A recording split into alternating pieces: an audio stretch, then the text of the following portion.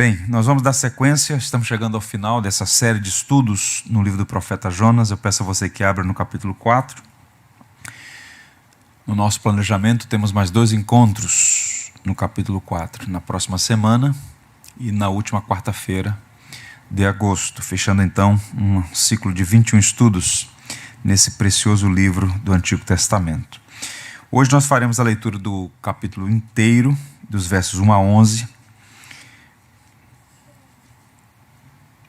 e o tema, a compaixão de Deus.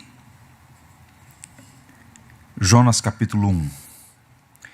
Com isso, desgostou-se Jonas extremamente e ficou irado. E orou ao Senhor e disse: Ah, Senhor, não foi isso que eu te disse, estando ainda na minha terra? Por isso me adiantei, fugindo para Tarsis, pois sabia que és Deus clemente, misericordioso e tardio em irar-se, e grande em benignidade, e que te arrependes do mal. Peço-te, pois, ó Senhor, tira a minha vida, porque melhor me é morrer do que viver. E disse o Senhor: É razoável essa tua ira? Então Jonas saiu da cidade e assentou-se ao oriente da mesma, e ali fez uma enramada, e repousou debaixo dela à sombra, até ver o que aconteceria à cidade. Então fez o Senhor Deus nascer uma planta que subiu por cima de Jonas, para que fizesse sombra sobre a sua cabeça, a fim de o livrar do seu desconforto. Jonas, pois, se alegrou em extremo por causa da planta. Mas Deus, no dia seguinte, ao subir da alva, enviou um verme, o qual feriu a planta, e esta se secou. E nascendo o sol, Deus mandou um vento calmoso oriental. O sol bateu na cabeça de Jonas de maneira que desfalecia, pelo que pediu para si a morte, dizendo: Melhor me é morrer do que viver. Então perguntou Deus a Jonas: É razoável essa tua ira por causa da planta? E ele respondeu: É razoável a minha ira até a morte. Tornou o Senhor: Tens compaixão da planta, que não te custou trabalho, a qual não fizeste crescer, que numa noite nasceu e numa noite pereceu? E não hei de eu ter compaixão da grande cidade de Nínive, em que há mais de 120.000 pessoas que não sabem discernir entre a mão direita e a mão esquerda, e também muitos animais? Que o Senhor nos abençoe. Um dos maiores teólogos do século XIX foi um homem chamado Benjamin Warfield, grande escritor, publicou muitos livros, professor da Universidade de Princeton, nos Estados Unidos. E aquele notável professor escreveu um ensaio muito conhecido, chamado A Vida Emocional de Nosso Senhor. E ele fez um estudo, acurado estudo, e investigou e chegou à conclusão de que nos evangelhos, as emoções de Cristo, ele registrou todas essas emoções descritas nos evangelhos e concluiu que há uma frase que sintetiza a vida emocional de Jesus. A declaração é esta, que aparece com frequência no Novo Testamento, em particular nos evangelhos: Ele foi movido de compaixão. Compaixão era um traço distintivo na vida de Jesus. Compaixão pelas pessoas. E a palavra compaixão, ela significa comoção que nasce das profundezas do ser.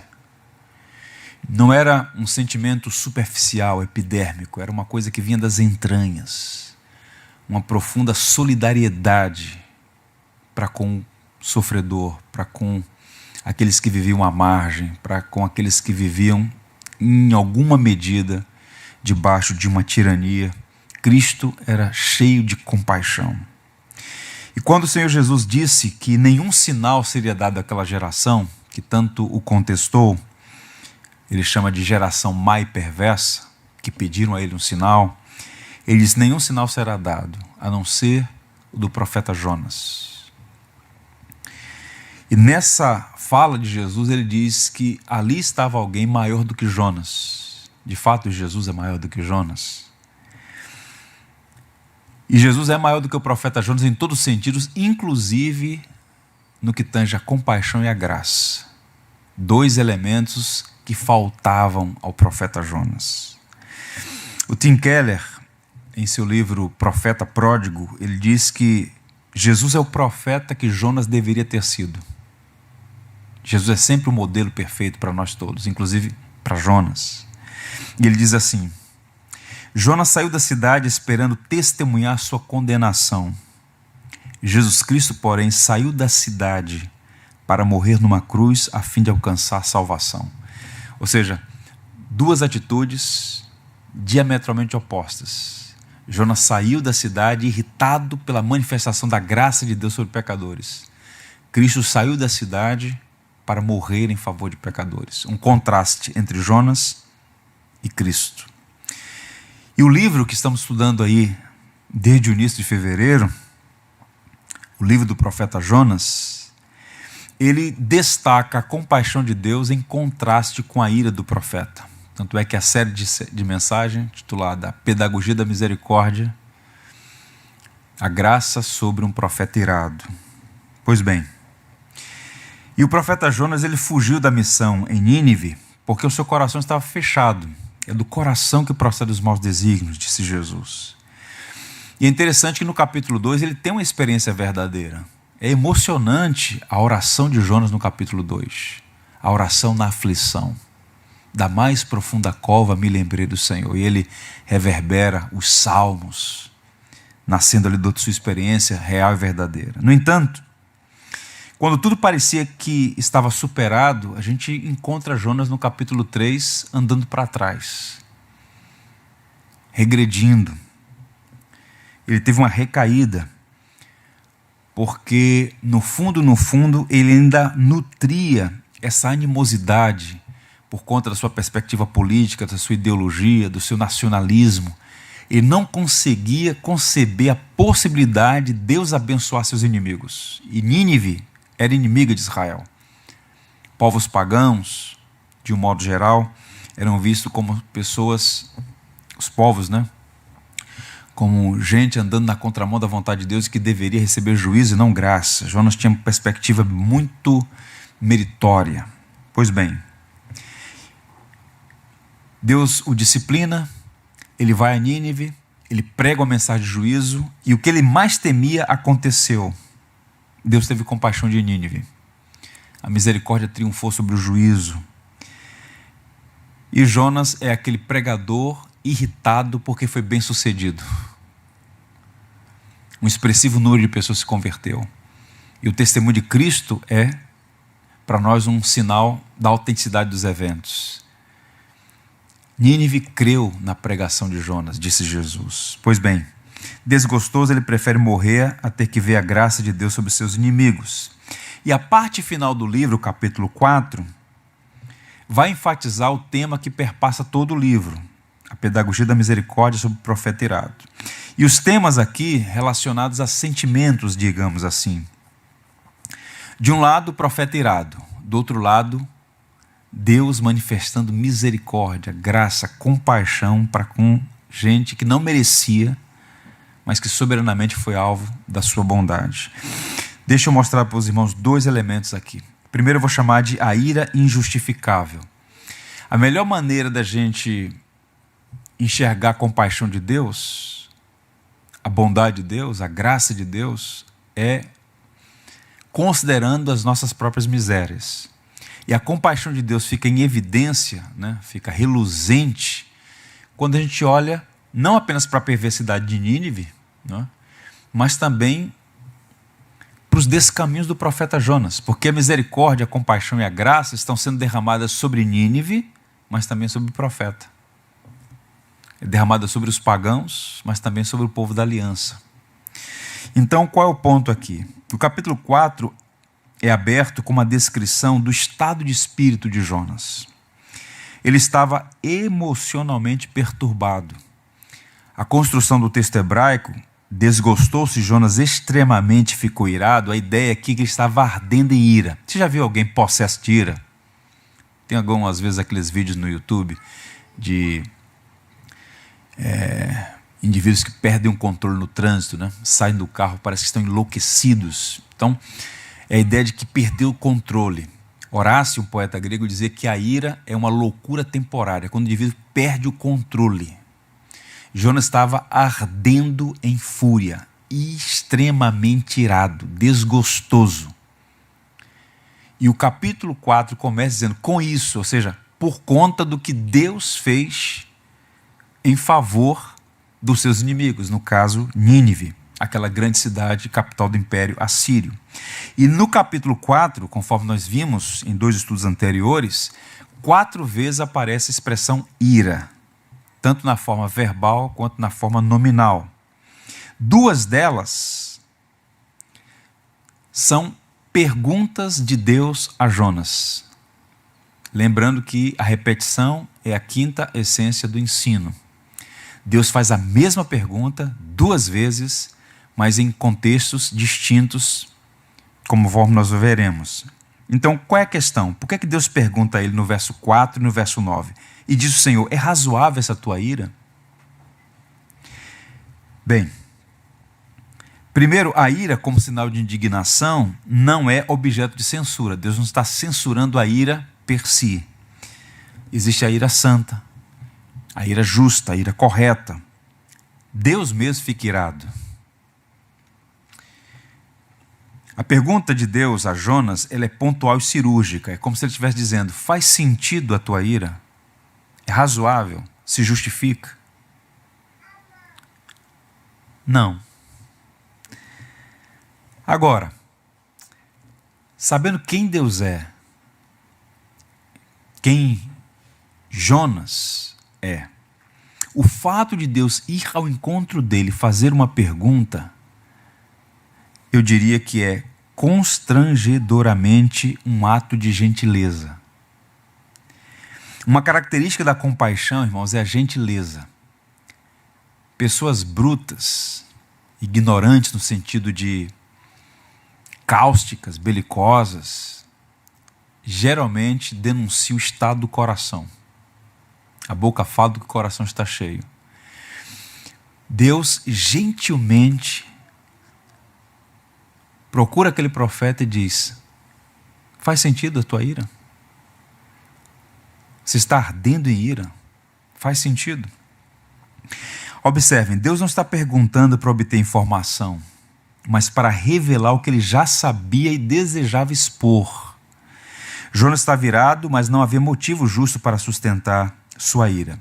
No primeiro caso, no verso 4, o motivo da ira de Jonas é porque os ninivitas se arrependeram, se converteram, creram no Senhor. Então Jonas está indignado por ver a misericórdia de Deus suspendendo o juízo.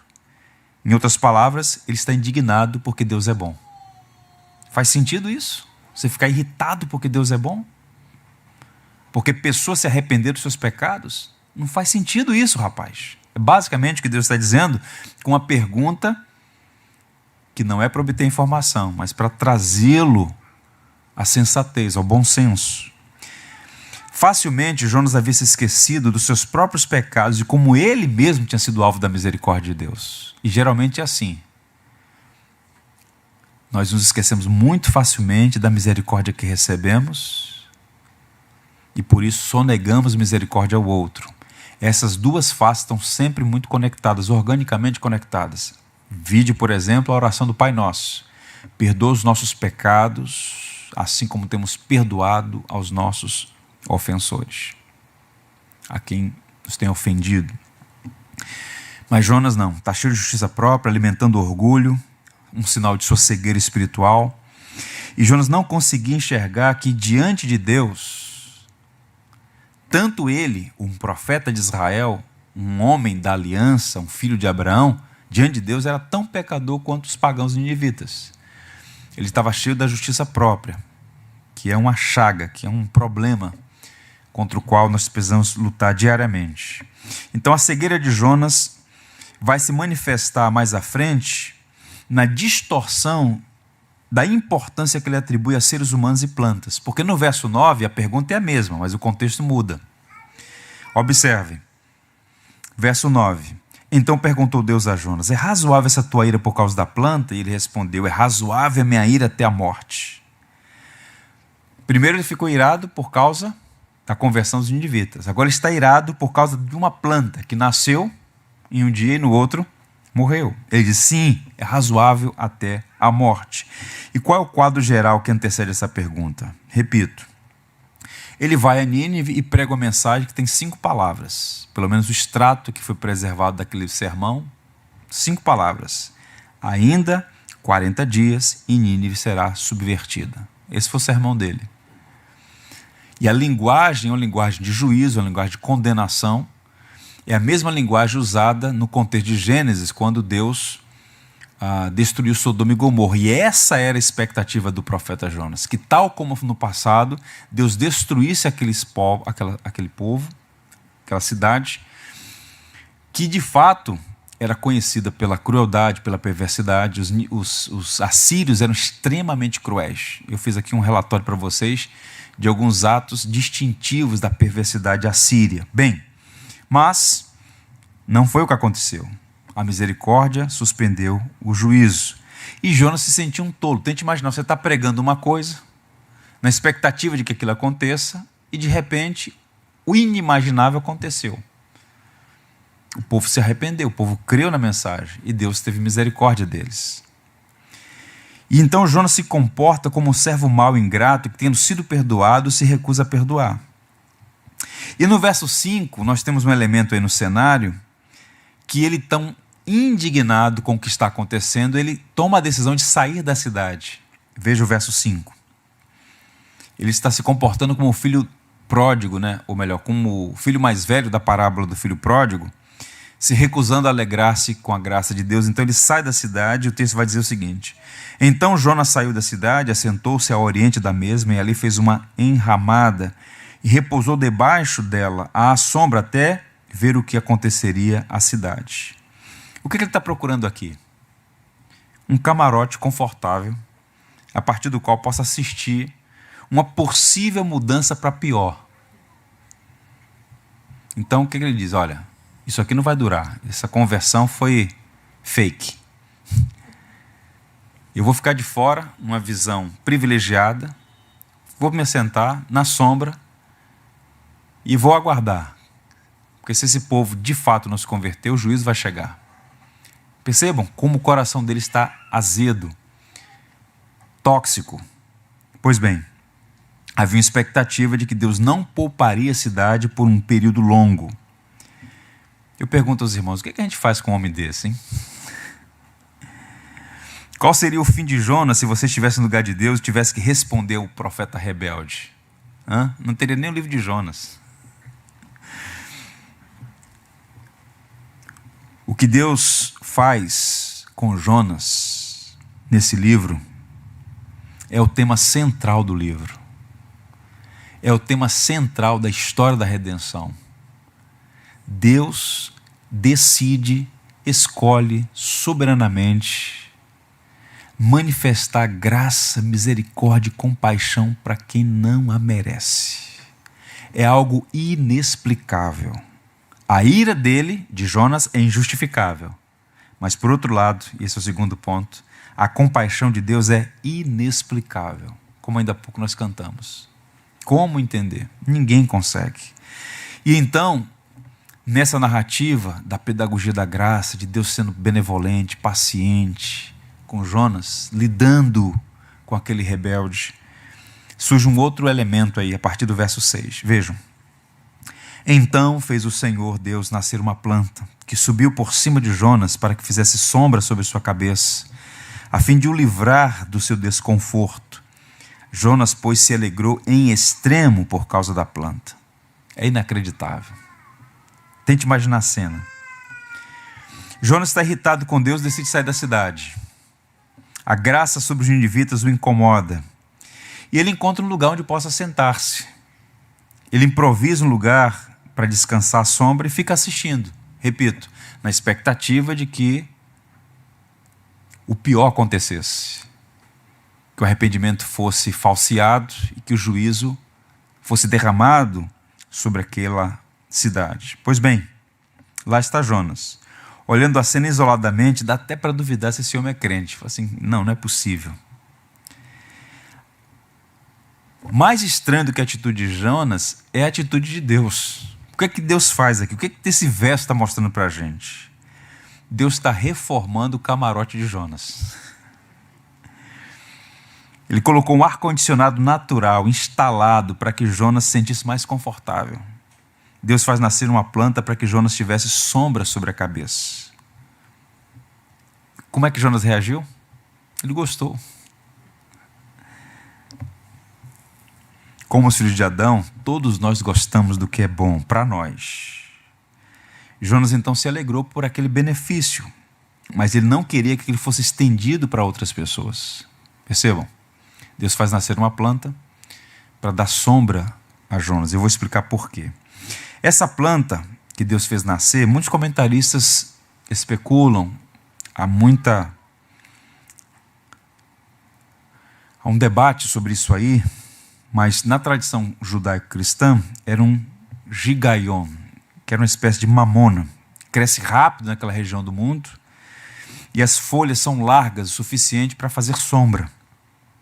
Então, independente de que tipo de árvore era aquela, é um tipo de árvore que cresce muito rapidamente e que faz sombra. Deus bondosamente, que esse é o ponto, ele não desistiu do profeta, pelo contrário, foi benevolente, foi gracioso para com Jonas. Mas nisso tudo Deus está trabalhando, não é um capricho, é uma atividade pedagógica. Veja como Deus trabalha na nossa vida. Isso me fez lembrar, por exemplo, dos Salmos, em particular o Salmo 108, quando é dito assim: render-te-ei graças entre os povos, ó Senhor, cantar-te-ei louvor entre as nações. Porque acima dos céus se eleva a tua misericórdia, a tua fidelidade para além das nuvens. Então é assim que Deus opera, com misericórdia e fidelidade que são extensivas, inexplicáveis. E ai de nós se Deus não fosse fiel e misericordioso. É o que os teólogos chamam de amor benevolente. O que significa amor benevolente? É o amor que é fruto do exercício da vontade de fazer o bem quando não gosta de alguém. Os filósofos chamam disso de boa ação sem estar afeiçoado à pessoa. Deus é benevolente. Ele faz nascer o sol sobre justos e injustos. E no caso de Jonas, Deus o amava. Deus tinha um propósito na vida dele. O Tim Keller, para citá-lo mais uma vez, ele diz o seguinte, ouçam: a maioria dos nossos apegos emocionais mais profundos como seres humanos é involuntária. Jonas não olhou para a planta e disse: vou fazer meu coração se apegar a você com carinho. Temos muitas necessidades e nos apegamos emocionalmente às coisas que as atendam.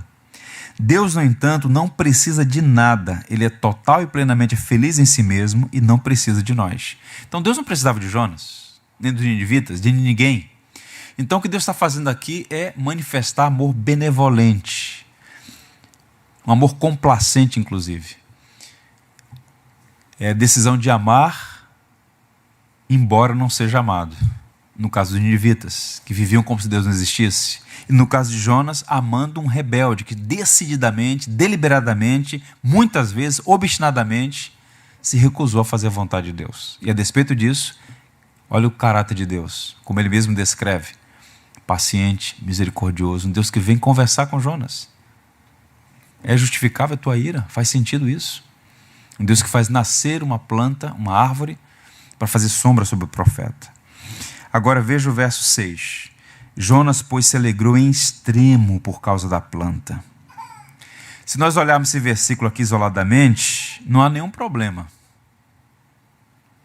Se você é beneficiado, se você recebe uma bênção, você se alegra. Você pode se alegrar por uma planta, você pode se alegrar por um animal, você pode se alegrar por um objeto inanimado, qualquer coisa que, por algum motivo, traga alegria para o seu coração. Agora, o ponto é que esse verso foi colocado aí para contrastar com o que já tinha sido dito sobre Jonas e para mostrar a condição do coração dele. Veja agora o verso 1, como começa o capítulo 4. Com isso desgostou-se Jonas extremamente e ficou irado. Está vendo o contraste? Primeiro ele ficou extremamente desgostoso, irado, pela conversão dos ninivitas. E agora ele está extremamente alegre por causa de uma planta. Você percebe aí o contraste? A alegria extrema de Jonas por causa de uma planta contrasta com a sua indignação por causa da conversão de Nínive. É a partir dessa anomalia do coração do profeta que Deus vai mostrar a grandeza de sua compaixão, tanto por Jonas quanto por Nínive. Isso aqui é interessante.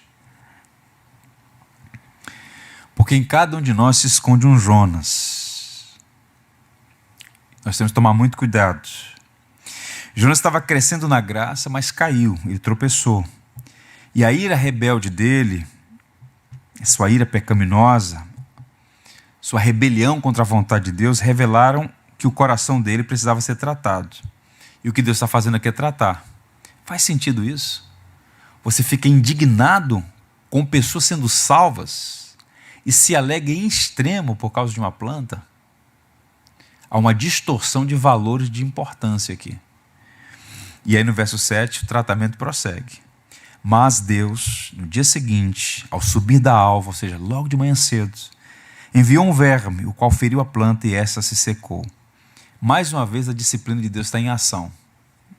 Como um pai responsável e zeloso, Deus está sempre disciplinando para um fim proveitoso. E o método vai mudar, mas não deixa de ser doloroso e necessário. Primeiro Deus enviou uma tempestade, no capítulo 1, para frustrar a fuga de Jonas. Agora Deus envia um verme para ferir a planta que dava sombra a Jonas. Muitas plantas, ou até mesmo árvores, eram extintas de um dia para outro pela ação de vermes. Então Deus está usando uma situação circunstancial, de acordo com seus propósitos, para continuar trabalhando, tratando o coração do profeta. E quando Deus quer trabalhar no coração de homens rebeldes, a primeira coisa que Deus faz, veja a dinâmica, como se repete na história, como a Bíblia é um livro atual. Uma das primeiras coisas que Deus faz quando quer tratar os seus servos é tirá-lo da zona de conforto. O profeta Jeremias chega e diz o seguinte: vou levar você ao deserto para revelar a você a condição do seu coração. Deus não está buscando informação, Deus não tem que pensar para descobrir. Deus já sabe de tudo, absolutamente tudo. Deus está perguntando a Jonas para mostrar a ele a condição do seu próprio coração, ao profeta. E aí é interessante, porque os versos 8 e 9, veja a dinâmica do que acontece. Em nascendo o sol, Deus mandou um vento calmoso oriental. O sol bateu na cabeça de Jonas de maneira que desfalecia, pelo que pediu para si a morte, dizendo: melhor me é morrer do que viver. Então perguntou Deus a Jonas: é razoável essa tua ira por causa da planta? E ele respondeu: é razoável a minha ira até a morte. Aqui, esses versos mostram que a disciplina está se intensificando. A planta secou, com o nascer do sol o calor se intensifica, obviamente, e para piorar as coisas, o Deus que mandou uma tempestade agora manda um vento oriental. Muito provavelmente Deus está falando do siroco. Que é isso? Um vento seco e quente que vem do deserto, com temperaturas que ainda hoje estão documentadas, chegam a 44 graus Celsius. Tente imaginar. O profeta estava na sombra, mas agora está descoberto num sol escaldante com temperatura de 44 graus. Isaías fala sobre esse vento, no capítulo 40, que é um vento tão quente que queima a vegetação. Isaías diz que é o hálito do Senhor vindo julgar. Poeticamente ele está falando isso, Isaías. Então, sem a proteção da sombra, Jonas sofre com a alta temperatura. O texto vai dizer que ele estava desfalecendo.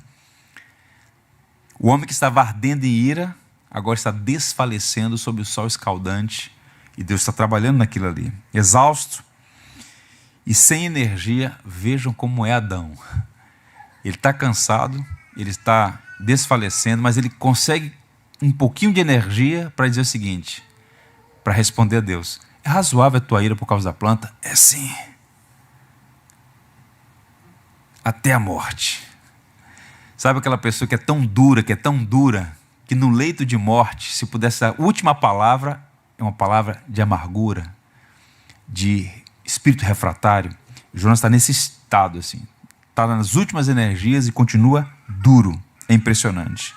E aí, mais uma vez, com a paciência sem igual, Deus fala a Jonas: tornou o Senhor, tens compaixão de uma planta que não te custou trabalho, a qual não te fizeste crescer, que numa noite nasceu e numa noite pereceu.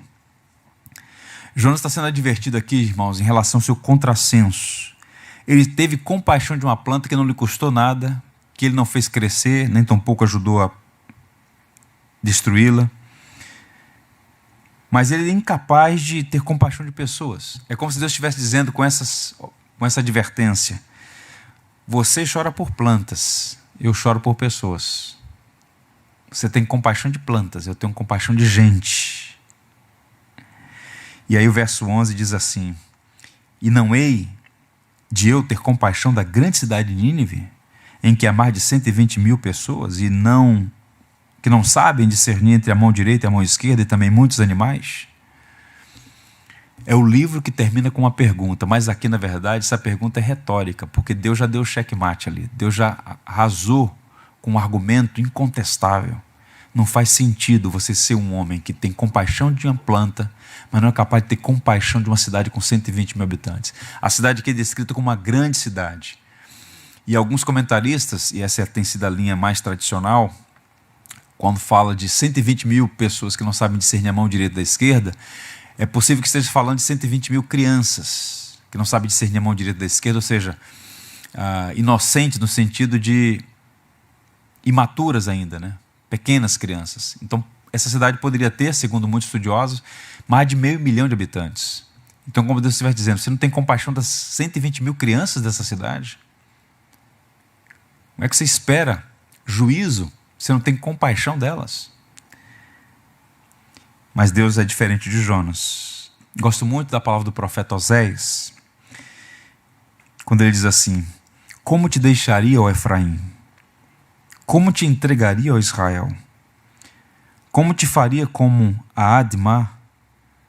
Como fazer-te um Zeboim? Meu coração está comovido dentro de mim. As minhas compaixões a uma se acendem. Ou seja, Deus mostrando a sua fidelidade, a sua aliança, o seu pacto, a sua compaixão para com o seu povo. Percebam então que o capítulo 4 está contrastando a ira injustificável de Jonas com a compaixão inexplicável de Deus, e tantas lições tem a nos ensinar. Eu quero mostrar para vocês rapidamente, eu vou apenas ler 3 aplicações até avançarmos na semana que vem. Vejam. Primeiro, na jornada da vida cristã, o quebrantamento do coração é o começo do processo de santificação, e todo dia é dia de vigiar para não tropeçar. Porque quando a gente olha o capítulo 2, Jonas fazendo aquela oração belíssima, a gente diz, bem, agora está ok. Mas quando a gente chega no capítulo 3, no capítulo 4, vê esse homem tendo esse tipo de atitude, isso acende o sinal de alerta para nós. A conversão, irmãos, é apenas o começo, não é o fim. Ter uma experiência com Deus, ter um coração quebrantado pela palavra, não significa estar isento de tropeços. Por isso, é preciso trazer à memória isso. Quem poderia imaginar que depois daquela experiência tão singular no capítulo 2, Jonas seria capaz de uma atitude tão abrupta, tão perversa? Eu lembro de um escritor quando ele disse assim: a conversão de uma alma é o milagre de um momento. A formação de um santo é a tarefa de uma vida inteira. Então Jonas foi alvo da graça, teve de fato uma experiência de conversão, uma experiência singular, significativa, mas caiu. Então nós estamos numa jornada onde o quebrantamento, a conversão é o começo, não é o fim.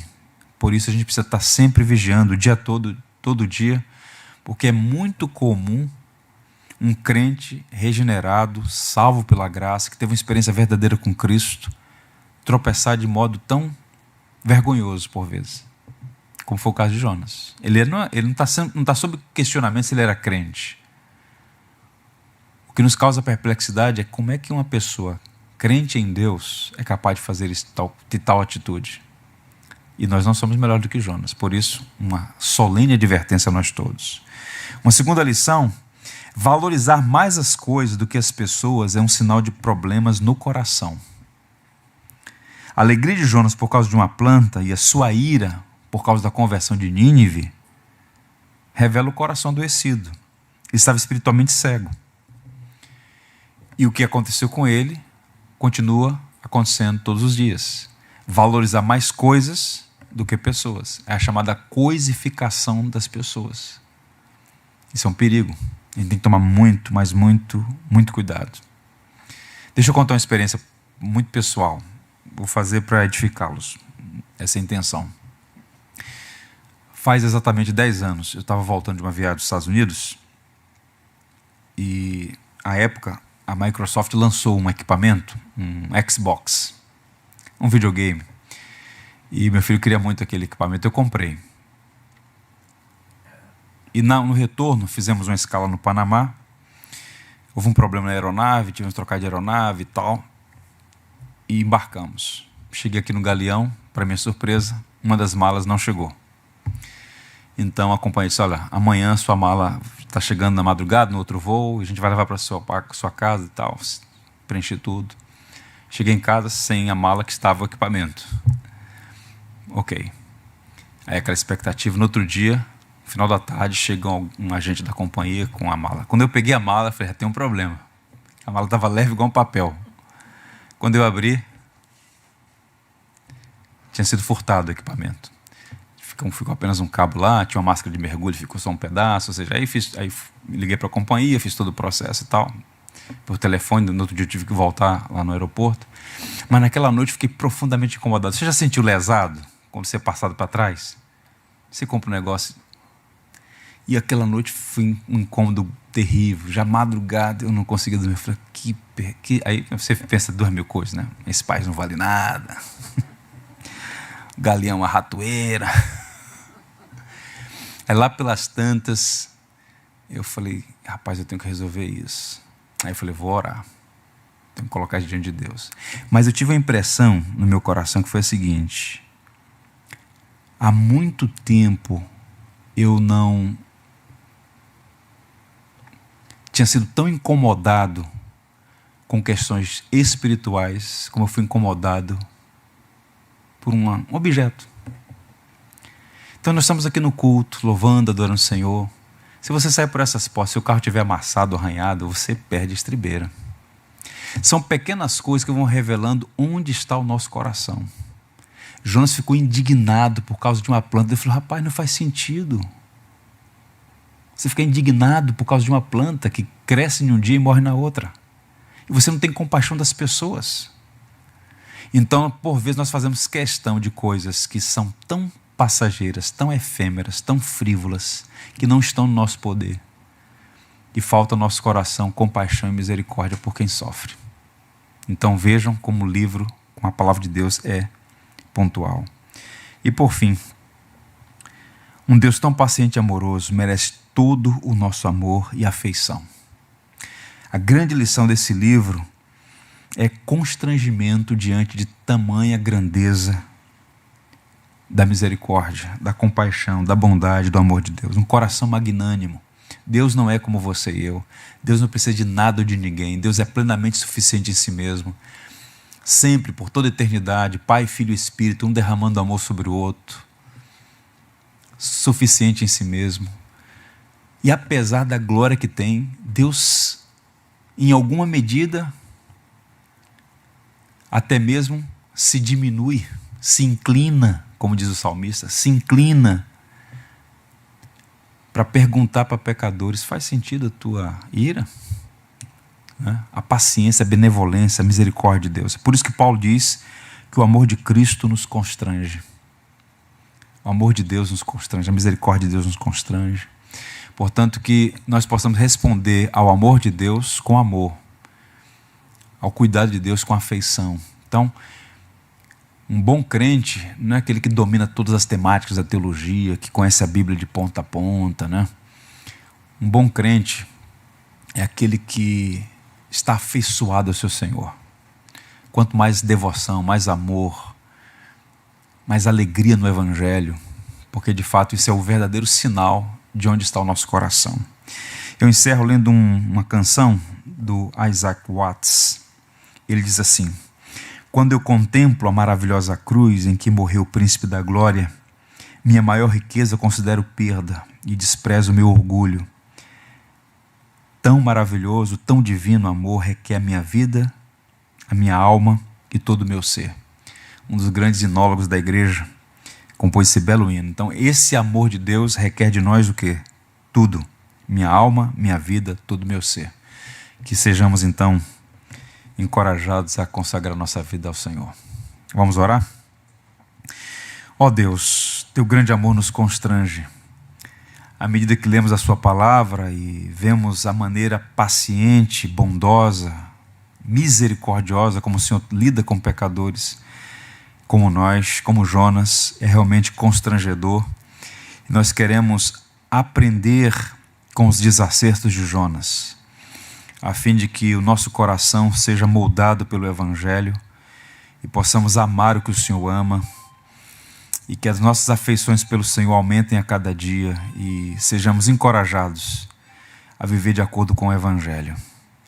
Ó Senhor, guarda a nossa vida para que não sejamos encontrados distorcendo as coisas. Não queremos perder de vista que a nossa maior vocação é amar a Ti e amar as pessoas.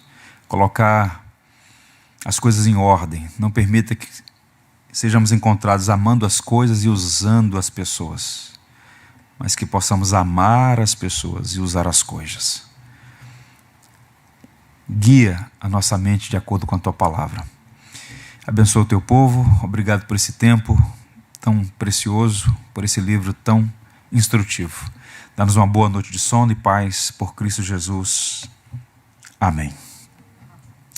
Até semana que vem, irmãos. Tudo que tens feito, por tudo que vais fazer, por tuas promessas e tudo que és, eu quero te agradecer com todo o meu ser.